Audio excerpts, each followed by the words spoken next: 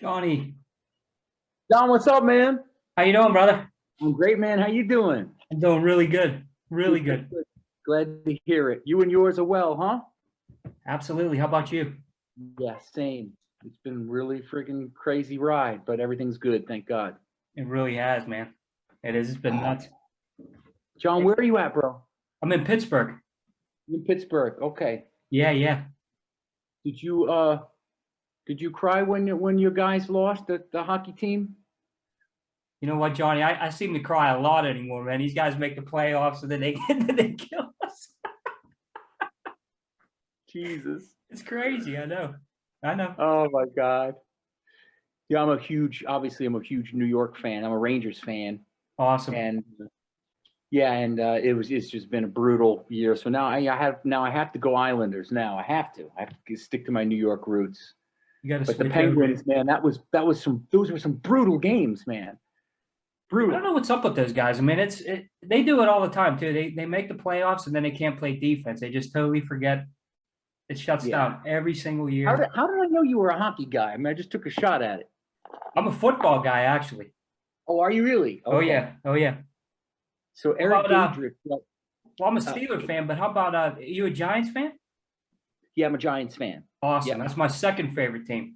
yeah. Oh, I love the Giants Giants, fan. man. So I used to be a Jets fan. Uh-oh. And who was the one game quarterback? Sanchez. Sanchez used to come into my restaurant. I own a bunch of restaurants in California, and he used to always come in there. I'm like, okay, I'm a New York guy. I'm gonna go Jets. And then I just couldn't do it, bro. It's just so horrific. I'm like, no, I can't do this. I had It's to tough. switch. I couldn't do it. It's tough. Brutal, Well, brutal. maybe, So Eric maybe Gaedrick, who was the guitar player for One Voice, right. um, is a Pittsburgh guy. So huge. Everything is Pittsburgh teams. So we go back and forth like, you guys suck. We go. Right. It's a lot of fun. Anyway, yeah. That's All right. cool. Anyway, That is yeah, cool. it's all Hey, good, man. when I got you on here, the first thing I want to say is we interviewed you a few years ago, but man, it's an honor to speak with you. I'm a huge fan. So we'll Thank you, start out with bro. that. Thanks, man. John, thanks for having me, man. Guys like you keep me going.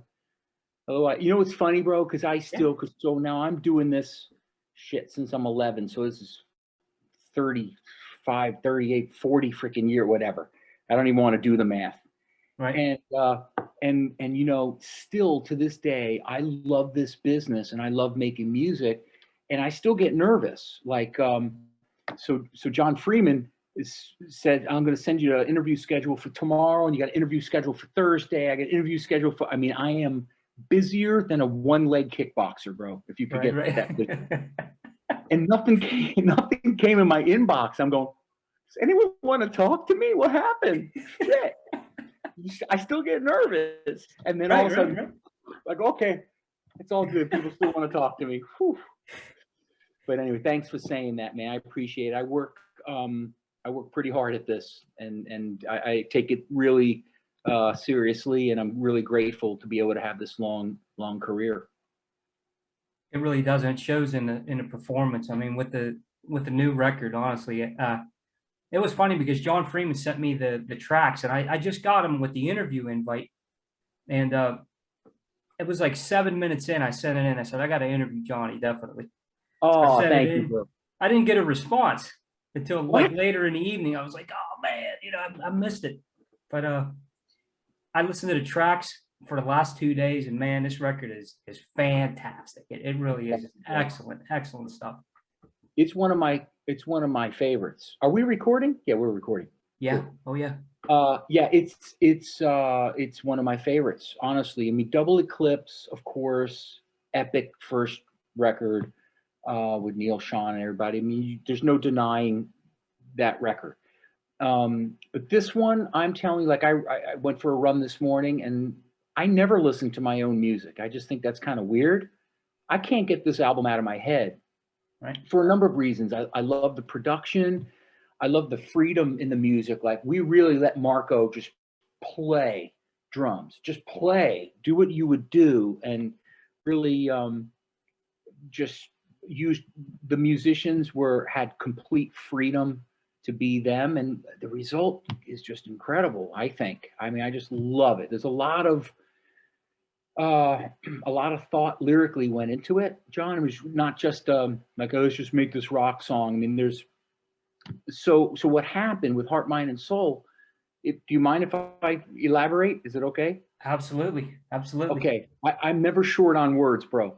So You go. That's what we just go want to like hear, this. man. That's what we want to hear. Okay.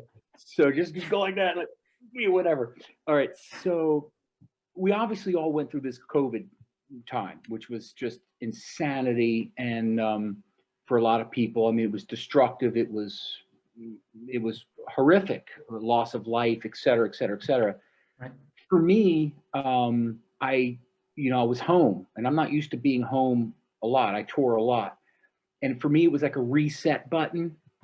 Right. And as I watched this tragedy unfold, and people really hurting financially, depression, it really, it sparked some lyrical awareness for me, and I got kind of deep with it. So a lot of people say Heart, Mind, and Soul. Oh my God, is it a Christian record? Well, it's not. It's definitely not a Christian record, Right. but it's a record that when you look at the lyrical content, you'll hopefully get the message in there. And I'm really focusing on mental health for people. I don't have any mental health issues. I don't wake up depressed. I'll have a day where I'm tired and I'm down and I'm human, but I don't have that chemical mental health issue that people have. So, watching the news and watching people suffer just really, I said, I just I want to put something into this album that makes people aware that they have purpose and they have value and they are important. And I'll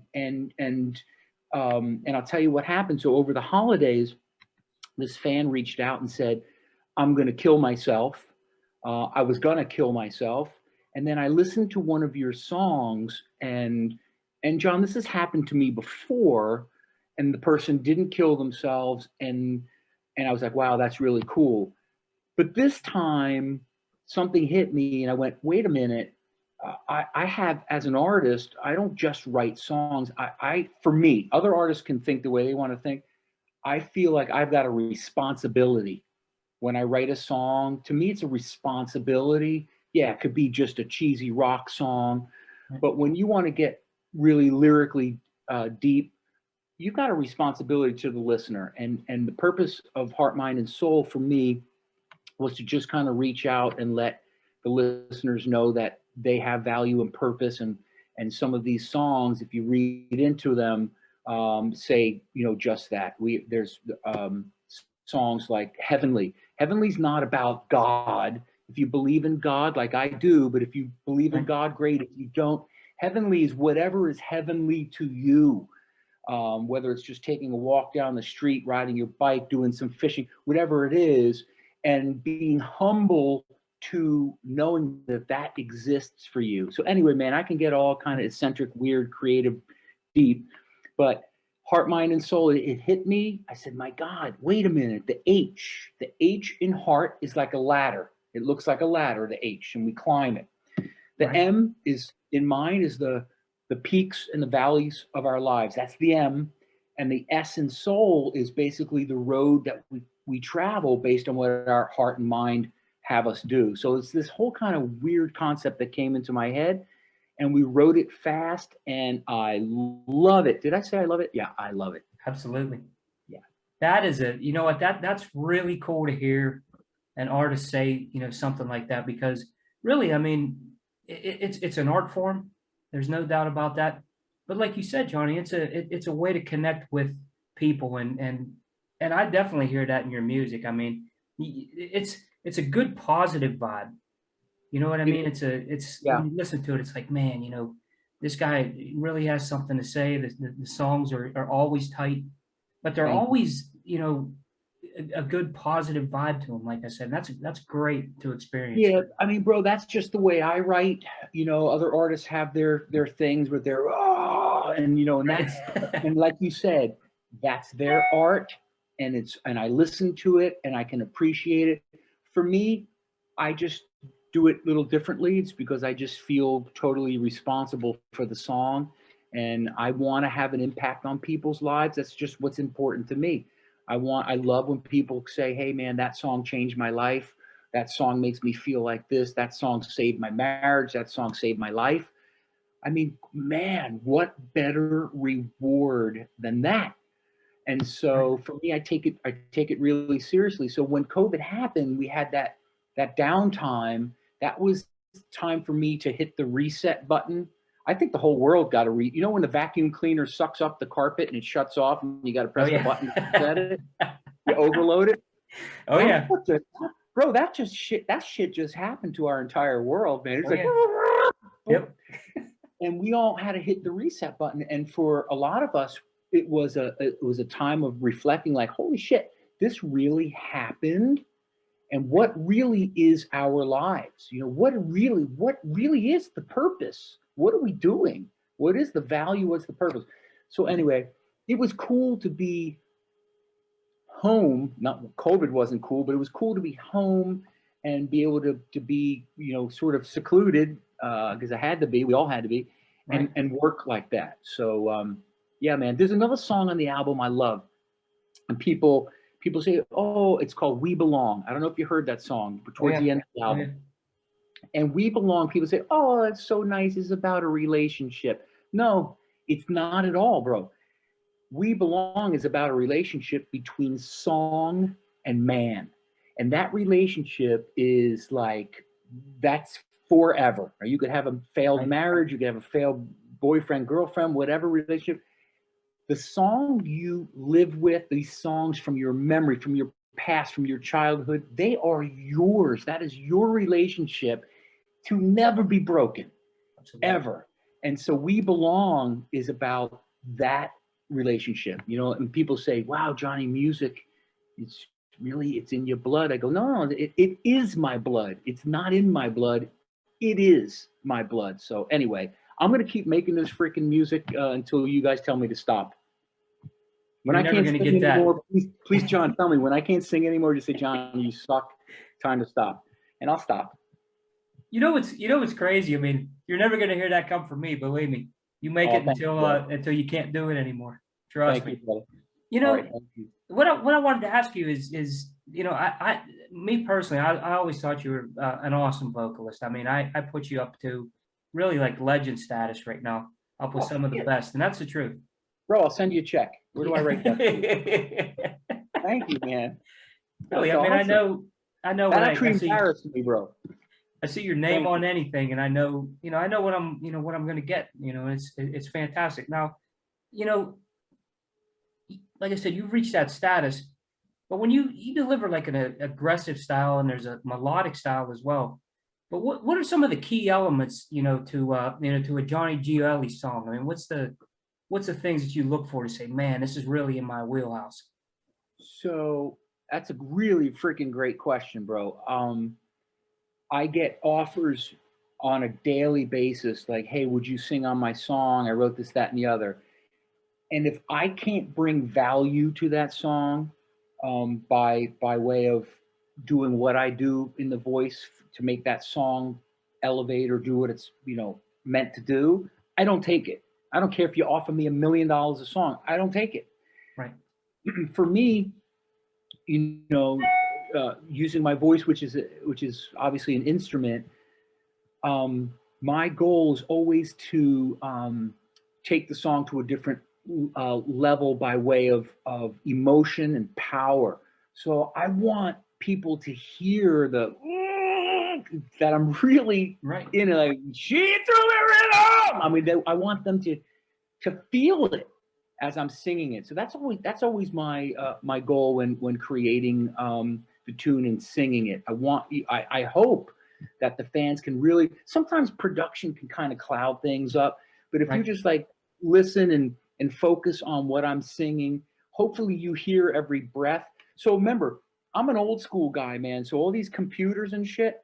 I mean, we can make freaking Mickey Mouse sound like Celine Dion Right. these Right. days That's with all true. these freaking computers. If I can't sing the line, I do something that people will not believe I do. I re fucking sing it. I sing it again. You know what I mean? I don't just cut it and let me edit it and move it and push it and this. And I just freaking sing it again. Right. So Right. hopefully when you guys are listening to the music, you can hear the emotion in it, because I care about every word that I sing. I really do, man. It definitely comes across, man. You can hear it. And so many Thank good you, bro. songs, man. I look at it and you know, you brought up earlier, I mean, obviously the first, you know, Double Eclipse was a, you know, iconic album. But man, this album here, you know, I'm hearing a lot of, you know, taking it back to that old school, you know, style. I Yeah, mean, with yeah, you know, Surrender is a fantastic song. I mean, yeah, obviously that was just released, and Fuel the Fire. But my yeah. favorite, Waiting for Your Fall.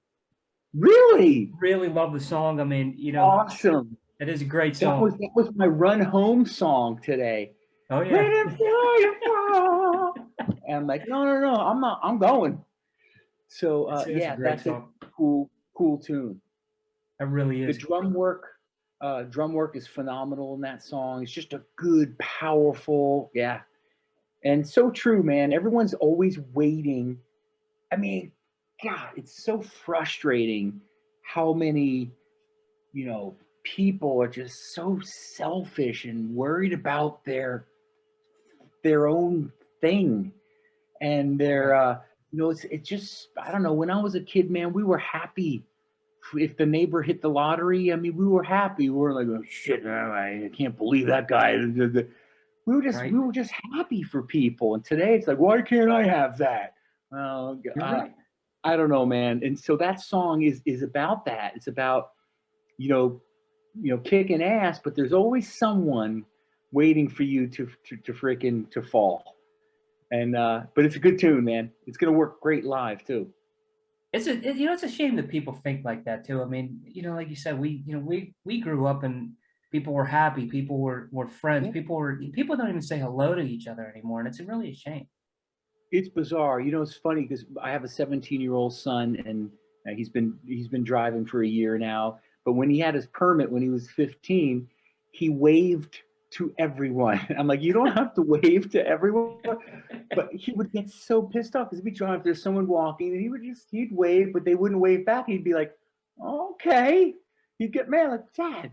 I'm like, Brandon, people don't like to make eye contact anymore. People don't like to shake hands. People would rather send a text than call you on the phone and hear your voice. I said, I don't know, man. This is your generation, man, not mine. That's it. That's it. Yeah, It's hard for us to even see that anymore. exactly, We exactly. don't Yeah, understand it, but they do. I forget the Italian comedian who did a skit where when the doorbell rings, back in the day, there was people, you were so excited, you had company. Someone's at the door. Let's break out the cake. Let's have Right. this is it. Now when the doorbell rings, the cameras come on, the ring. You don't want to go to the door. You got to talk to them through your phone. You hit the deck. You think it's someone coming to molest you or whatever the hell, break into your Exactly. house. It's just so weird, man. Back in the day, my mom would have cooked a 4-course Italian meal for anyone who rang our doorbell. Believe me, Right. man, she Right. would have. And now it's like, don't go near the door. Don't go near that door. What the hell happened, bro? I don't know. It all changed. I mean, it's Yeah. crazy. It's crazy, Johnny. I'm with you on that. We talk It about all that all the changed. time. We Bro, you need ever to lose? You ever leave your phone at home and jump in the car and you left your phone at home? You're like, holy shit, my phone! Where's my phone? Oh my god, I don't have my phone. I got to turn around. You exactly. can't go to the damn store without your phone. Oh shit, I need my phone. It's crazy. I've probably only done it probably 2 or 3 times in the last few years. I remember I went to pick up a pizza and didn't bring it. And I said, man, you know, that feels pretty good. It does feel good. Yeah. It At does. first, you get a little anxiety, man. You're like, shit, I don't have my phone. What happens if that car breaks down? What if someone needs me? And then you're That's like, it. you know what? The hell with it. The hell with it. Right. We're fine. Everyone's gonna live. It seemed Oh, like we enjoyed the wow. pizza a little more that night too. I bet. I bet. That's funny, man. Yeah, times have changed. Luckily, people that love this music, this hardline music, luckily they're still there and haven't changed. So I'm so appreciative for that, for them. I remember, you know, we were talking about, you know, the past. I remember the first time I heard you on Double Eclipse. It was, you know, Taking Me Down was the first song I heard. and man, I was a fan ever since. What was it like? I mean, for you back then? I mean, to come up from brunette and that, and then just getting the hard line out there, and you guys crushed it. I mean, it was like from here, to Boom. here. Yeah. It had to be amazing It for was you. boom. So I got to take you way backwards. So I've been, excuse me. So I started playing guitar when I was around 8 years old, and actually started writing songs when I was 8. I mean, they weren't much of a song, but at least my brain wanted to, Right. Excuse me. And by 11 years old, I was playing professionally, literally playing for money. I was out there. I'm going to cough one more time. Sorry. No problem. It's like 700 interviews in one day. Okay. So I had a goal, bro, and there was an outcome that I wanted, which was to be, I hate this term, but a rock star. I mean, I wanted to be a professional musician. I hate rock star because that's just weird. But and it was like I had blinders on. I had a very short-lived education because I was barely in school because I just wanted music. And then Right. when you finally hit that, what we'll call the big time with Double Eclipse, I was in my young 20s, and that was like floating on clouds, man, because you finally get there, but then the work begins because now you're like, okay, now I'm here, so I'm in. It's kind of like someone getting called up to the major leagues, All Right. right, now I'm here. Now I got to hit the freaking ball, man, and I better hit the ball. And so it's kind of like a double-edged sword. You have this like walking on freaking clouds. You can't believe that you're there. Then you have the fear of holy shit. Now it's got to work, or everything that I've done since I was a kid and coming up is Right. all in vain. So there's an element of fear. So it's really a mixed bag of emotions. But mostly, I was completely in awe of being at that level. And with Neil Sean, that's really, I mean, I can't be, I can't tell a lie. That elevated and just really took my career to a different level.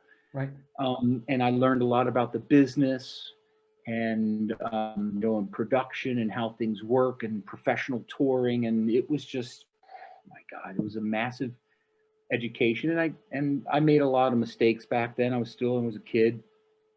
But it was unbelievable. I mean, my first show as an international artist was Hardline and Van Halen at the Palace of Auburn Hills in Detroit. That was my first show. So here I am. I'm playing, doing great in LA, selling out shows, these clubs, and then also I'm like, boom. And I'll never forget asking Alex Van Halen, because I walked into the arena, and of course I've been in arenas before, but I walked in, I said, bro, does this feel massive to you? And he goes, no. Right. And that actually scared me, bro. Because I said, so the song In the Hands of Time off of Double Eclipse is a lot about that sort of comment that was made by Alex Van Halen. To him, it just became another night. Just like, no, this just looks normal. Things just become relative and they become normal. Right. I never wanted that feeling to ever leave my body. And it never has, bro. I'm telling you, honest to God, as I sit here, that feeling has never left my body. I'm still just as excited to get on a stage in a small club of maybe 100, 200 people as I am doing an Axel Rudi Pell show or a Hardline show for 40, 50, 60 to 100,000 people. To me, it's the privilege of being able to use a gift that you've been given to make people freaking happy and give them a show. And so I'm going off track a little bit. Sorry, I do that. No, that's But great. yeah, man, that was an amazing time and experience back then, and I can't believe I'm still going. Really, it's literally I'm working on 96 albums, bro. How did that happen? I don't know. I literally have to look at my own Wikipedia and I count the discography like 1, 2, 3, 4, 5, 6, 7. And I'm like, wait a minute, I'm up at 81, 82, 8. I'm like, are you kidding me? I feel It's like a amazing. freaking 16-year-old kid, man. I've got the energy of 17 raging bulls. And so when I see that past, I don't think, oh my God, I'm so exhausting. I'm like, okay, let's do some more. Let's go. That's So great. anyway, That's great. I know how you feel. I feel the same way. I mean, I wake up positive. I feel like, hey, I love doing this. I love, right, man? talking to guys like you and really being able to, to say thank you, for what you've done, for me. I mean, I've been a fan for so long. And like I said, I look at all these years and I think, man, I'm proud, to be listening to this music and being able to proud to, to share this music, with the fans for you guys in appreciation for what you've done for me. Thank you, brother. Yeah, thank you, man. I mean, that's why I will tell you something. I'll tell you a story. So back when we had this big record deal on MCA, it was a many millions, bro. 8+ million. I mean, that was for Right. back then. That was one of the largest record deals in a long time. Right. And when that deal sort of fizzled, when grunge came in, bro, I didn't think about the money. Not at all. I didn't think, oh my God, I'm not gonna the money was. I didn't think about that. Right. I thought about, oh my God, am I not going to hear the sound of that audience anymore? That that arena sound. Right. Am I not going to hear that anymore in my lifetime? Bro, that put the fear of everything that's holy in me.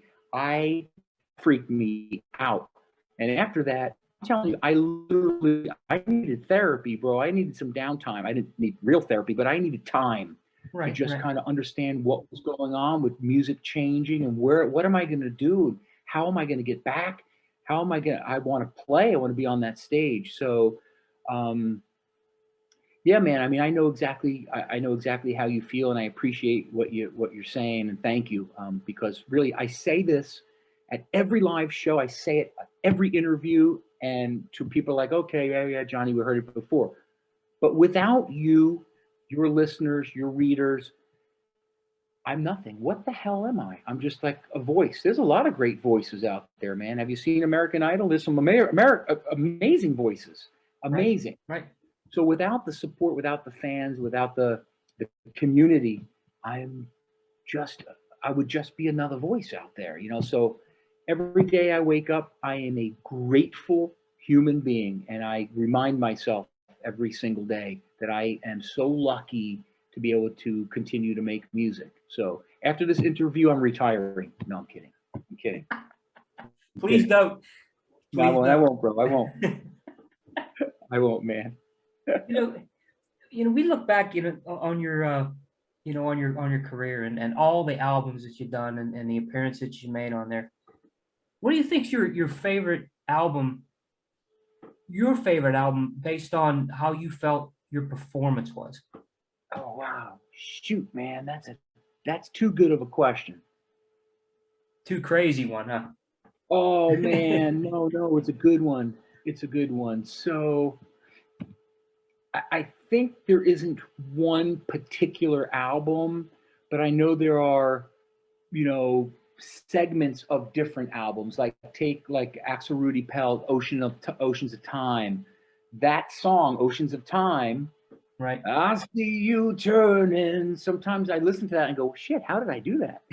Um, but so and the Don't Say Goodbye. I forget what album that's on, but I mean, come on, I mean, I don't know what I had for breakfast, so it's going to be hard for me to remember all these albums. But yeah, there are little elements.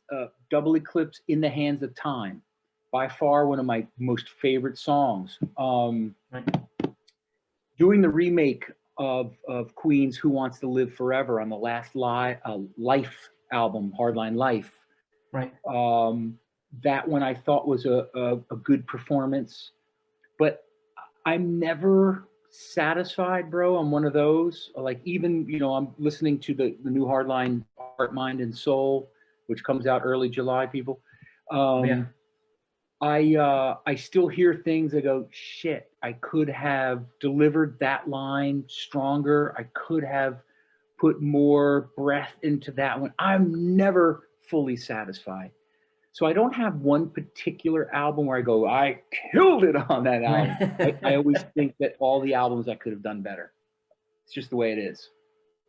And that's good. I mean, as a professional, that's what you want. I mean, you don't want to be satisfied. You just want to keep rolling and say, "Hey, man, I could do better," and it keeps you moving too. It keeps the drive in you.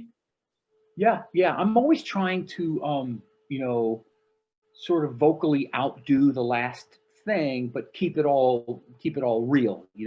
Keep it all, true to who I am as a vocalist. But you always want to sing better, execute better, have great emotion and stuff. You want to write lyrically better. You know what I mean? Right. So yeah, I don't think it's a game that ever ends, man. There's really no end to it. And I listened to, back when I was young, I only listened to rock music. I mean, that was it. I always had Right. blinders on. Man. I wouldn't listen to anything. But now, having a young family, I listen to everything now, and I can appreciate the talent in the way a rap song is developed or a country song, and I listen to it as a creative form of art, and so it's cool, man. I mean, it's just really cool. The best thing about it is I'm a horrible rule follower. Now, listen, I'll follow the rules with the law. I'm not going to speed too badly. Depends which Right. car Right. I'm driving. But I'm a terrible rule follower when it comes to music because there's no rules, man. Right. Sure, there's bad chords that don't match with other chords, but even then it's your creative freedom, your creative outlet, and it's got to be about you first, and then in the hopes that it translates to other people and they enjoy it. So that's the coolest thing about my job is like you really can't do it wrong. I mean, you can on a pitchy note kind of singing thing, but artistically there's no wrong. That's what I'm trying to say. Right. It's freedom. I mean, it's It's freedom of free. expression. It really is. It's Yeah, really yeah, fantastic. yeah. And I know we got to wind up here soon, but the last We're thing all that good. the last thing I wanted to ask you is, Sure, bro. out of all your, I mean, I could talk to you for the rest of the day, believe me. All right, bro. I'm The- good. Let me just get another cup of coffee. No, that's all good. No, fire away, man. I'm okay. the what do you want your legacy to be when you look at Johnny Gioeli? You go back and you think of everything and you bring it. What do you want your legacy to be? Oh, Another tough shit. one, huh, Johnny? Yeah, bro. That's a tough one.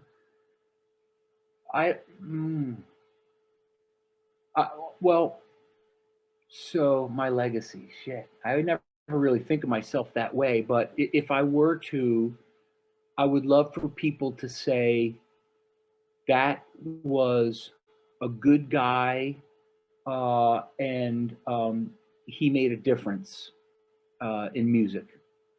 He made a difference. Look, I'm not reinventing any kind of music. I'm not like freaking Guns N' Roses who came out and just like, whoa, where did that shit come from? I'm not reinventing anything, but I certainly hope that the music makes a difference for people. So that would be it. That was a good guy. If you met me or if you knew me, then you would know that I don't want to harm anyone. And please don't let my mafia roots interfere in anything when you Google me. No, I'm kidding. I'm kidding.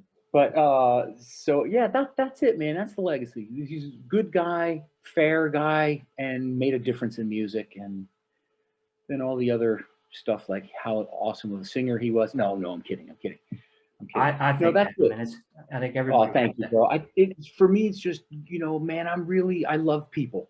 I love all people. I love all colors of people. I love all religions. I don't see anything but a person. I don't see anything else. And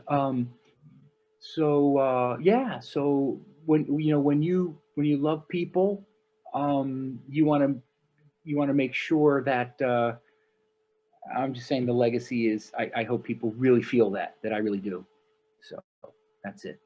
Definitely comes Just across. be It comes good. across talking to you, but it comes across in your, where Guns N' Roses did it one time, with that big wow, where this come from? You've done it over a period of time, which is, Oh, thank you, it bro. just says so much. It's a legacy. It's it's just something very special. I know when I hear you singing something or I hear you on anything, like I said, I know what I'm going to get.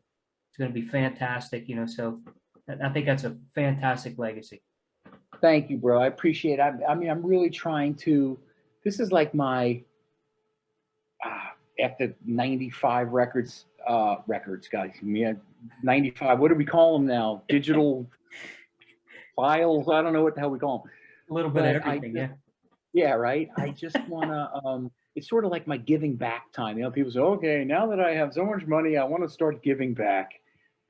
Um, you know, if you would have asked me this question like 10 years ago, I don't know that I was 100% there.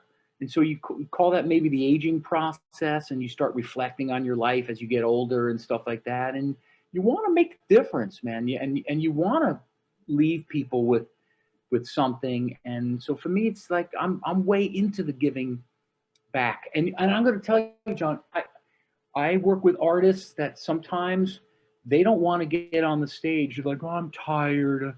I really don't feel like playing tonight. And I scratch my head.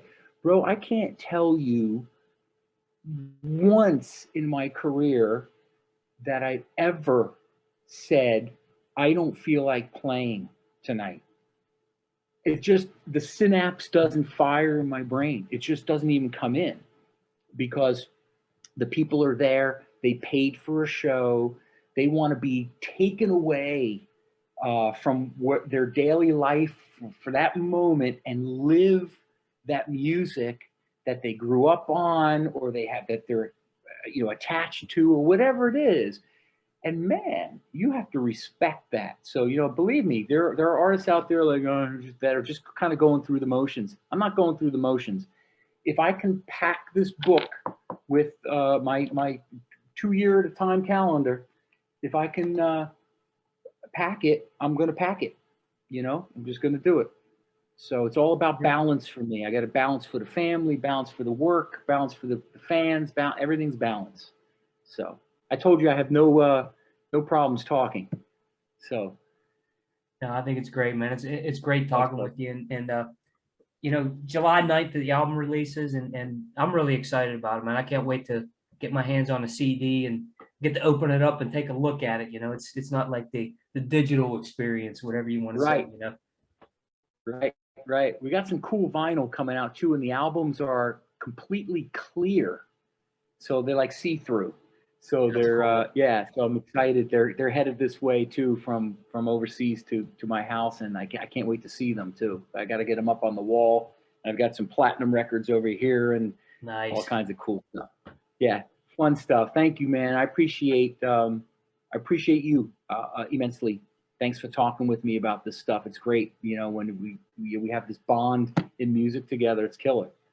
So there's a lot of us out there, for sure. Still. Oh yeah.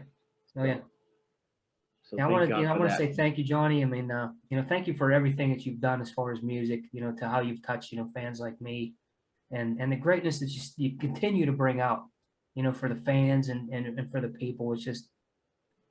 It's amazing, man. Just keep doing it. You're making a lot of people happy out there, and just hearing this album, Heart, Mind, and Soul, July 9th, man, I can't wait. I wish you the best with it. I think you're going to do fantastic, man. Thank you, man. I hope so. I hope everyone enjoys it. And thank you, man, for all the kind words, man. I appreciate it. Hopefully we'll get you here in the States too, man. Well, I'm going to try, man, but not Starbucks. I'm going to have to step it up to Dunkin' Donuts or something. I don't know. Yeah. Well, yeah, one of these, it's going to happen, man. It's definitely going to happen. That's how I get over my fear. So, it'll happen. So thank you, brother. I hope you have a great rest of the day and a great rest of the week. And we'll talk on the album number 102, 103, whatever. We're going to keep going. You just keep rolling, man. Thanks, Johnny. Have a great day, man. Thank you so much. All right, man. You too, John. Thank you so much, brother. You need anything, just shout out, okay? You got it. Take care, brother. All right, Johnny. I'll see you, man. Take care. Bye-bye.